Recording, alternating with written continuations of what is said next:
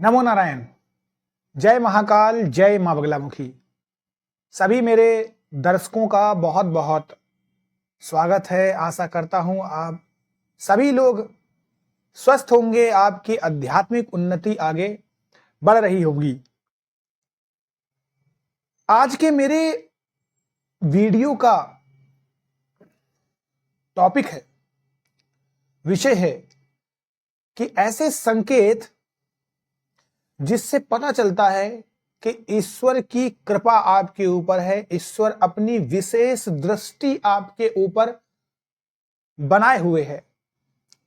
ये बहुत बड़ी बात है कि ईश्वर आपको देख रहे हैं, ईश्वर का विशेष आशीर्वाद आपको प्राप्त है। हर इंसान तरसता है कि मुझे भी ऐसा आशीर्वाद मिले। सबके साथ ये नहीं होता है, और जिसके साथ हो गया उसके ऊपर विशेष कृपा होती है और वो इंसान तरक्की करता चला जाता है। सबसे पहला,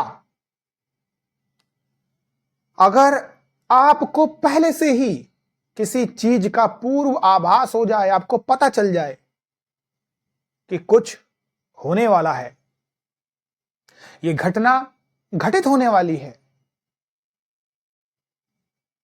कुछ खराब होने वाला हो, तो आपको ऐसा अंदर से लगे कि कुछ अनहोनी होने वाली है, और कुछ अच्छा होने वाला हो तो भी आपको पता चल जाए कि कुछ अच्छा होगा, तो ये पहला संकेत है कि ईश्वर आपको बताना चाह रहे हैं कि पुत्र मैं तेरे साथ हूं।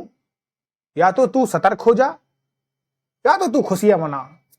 तो मायने अलग अलग हो सकते हैं, लेकिन दोनों ही सूरत में आपके पास एक दिव्य शक्ति है जो आपके साथ है। दूसरा संकेत, ऐसे इंसान सपने में भगवान के दर्शन करता है, देव दर्शन करता है, देवालय के दर्शन करता है। और ये बहुत बड़ी बात है, जब तक प्रभु नहीं चाहेंगे तब तक किसी को भी दर्शन नहीं हो सकता है। और अगर आपको ऐसे दर्शन हो रहे हैं तो ये अपने आप में बहुत बड़ी बात है। और अगर ऐसे आप इंसान हैं जो पूजा पाठ ही नहीं करते, मुझे एक कमेंट आया था कि मैं पूजा पाठ नहीं करता हूं फिर भी मुझे 3 महाकाली दिखाई देती है। तो अगर आपको मां सपने में दिख रही हैं तो उसके अर्थ को आप समझिए, पूजा पाठ में लग जाइए। जरूरी नहीं है आप मां काली की ही पूजा करें, आप मां देवी दुर्गा के किसी भी स्वरूप की पूजा कर सकते हैं। नहीं तो अन्नपूर्णा, मां गायत्री, मां पृथ्वी, स्त्री तत्व के किसी भी तत्व की आप पूजा कर सकते हैं। तीसरी बात, ऐसा इंसान अगर अपनी शिक्षा से अपने परिवार का पालन पोषण कर पा रहा है, उसकी शिक्षा उसके काम आ पा रही है, जो भी उसने डिग्री हासिल की है, जो भी उसने तत्व हासिल किया है, उससे पढ़ाई करके वो अपने परिवार का भी पालन पोषण कर रहा है, समाज की भी भलाई कर रहा है, और अपना भी पेट पाल रहा, अपनी भी पढ़ाई कर रहा है, अपने आप को निखार रहा है, तो इसका मतलब है कि ईश्वर आपके साथ है।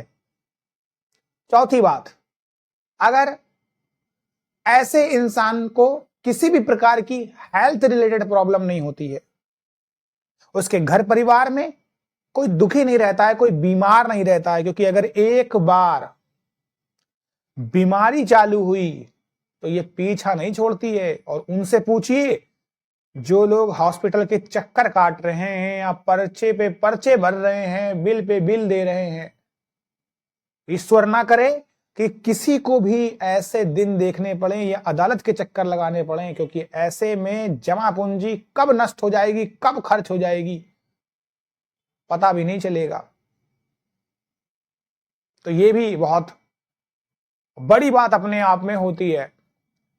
पांचवी बात, अगर उसका पुत्र आज्ञाकारी है, अगर पुत्र आज्ञाकारी है, आपकी बात मानता है, तो निश्चित ही आप एक योग्य पिता हैं या माता हैं, और आपके संस्कार उसको मिले हैं। अदरवाइज ऐसे ऐसे लोग भी होते हैं जो अपनी माँ को, पिता को वृद्धाश्रम में छोड़कर आ जाते हैं, जिनको आपने पाला पोसा है, आज वो आपको आंख दिखा रहे हैं। तो ये भी अपने आप में एक ईश्वरीय कृपा होती है। छठी बात, अगर आपको सुयोग्य पत्नी मिल जाए, सुयोग्य पत्नी, ऐसा नहीं है कि पत्नी देखने में सुंदर है, पत्नी देखने में सुंदर है लेकिन घर पे आते ही कलह हो रही है। अगर आपको लक्ष्मी स्वरूप की पत्नी मिल जाती है और वो केवल शक्ल से नहीं बात हो रही, यहां शक्ल तो एक बाहरी आईना है, केवल मैल है, बात हो रही है मन के मैल की। मन उसका साफ होना चाहिए, कोई मैल नहीं होना चाहिए और वो आपको बस अच्छे से समझती हो, तो भी आप समझ लीजिए ईश्वर के सानिध्य में आ चुके हैं, ईश्वर की विशेष कृपा आपके ऊपर है। सातवीं बात, जो भी इंसान सही गलत में फर्क समझता हो, सही को सही कहता हो, गलत को गलत कहता हो, अगर आपके अंदर सही चीजों के लिए स्टैंड लेने की क्षमता है, गलत चीजों के लिए स्टैंड लेने की क्षमता है, तो आप एक पुरुष नहीं है, महापुरुष है। अगर आपको लगता है कि कोई भी इंसान यहां पर गलत है लेकिन इससे मेरा अहित हो जाएगा, फिर भी आप स्टैंड ले लें, तो आप एक इंसान है। अगर सड़क पर किसी बेजुबान, बेसहारा या फिर कोई निर्बल को अगर सताया जा रहा है और आप स्टैंड ले लें, तो ये ईश्वरी शक्ति का आपके ऊपर हाथ होने को दर्शाता है। हालांकि एक बात यहां पर मैं व्यक्तिगत पर्सनल रूप से बोलना चाहता हूं कि जबरदस्ती किसी के फटे में टांग मत अड़ाएं। ऐसा भी नहीं है कि आप सूरमा बन के किसी भी जगह में जाएं। कभी कभी हमें संयम से और समझदारी, सूझबूझ से भी काम लेना होता है। सबसे लास्ट, आठवां, अगर आपको अपने क्रोध पर नियंत्रण है, क्योंकि गुस्सा खा जाता है, कोई आप चीज उठा के पटक देते हो, तोड़ देते हो, फोड़ देते हो, ये अच्छी चीज नहीं होती है, ये राहु का संकेत है।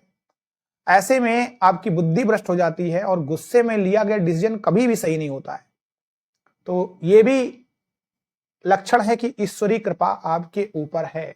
तो अगर ऐसे में आपके ऊपर कई सारे जो मैंने संकेत बताए, जो लक्षण बता रहे हैं, आपके ऊपर भी लागू हो रहे हैं, तब भी आपको पूजा पाठ करनी है। और अगर इनमें से एक भी लक्षण नहीं है तब भी करनी है, और अगर एक दो लक्षण है तब भी पूजा पाठ करिए।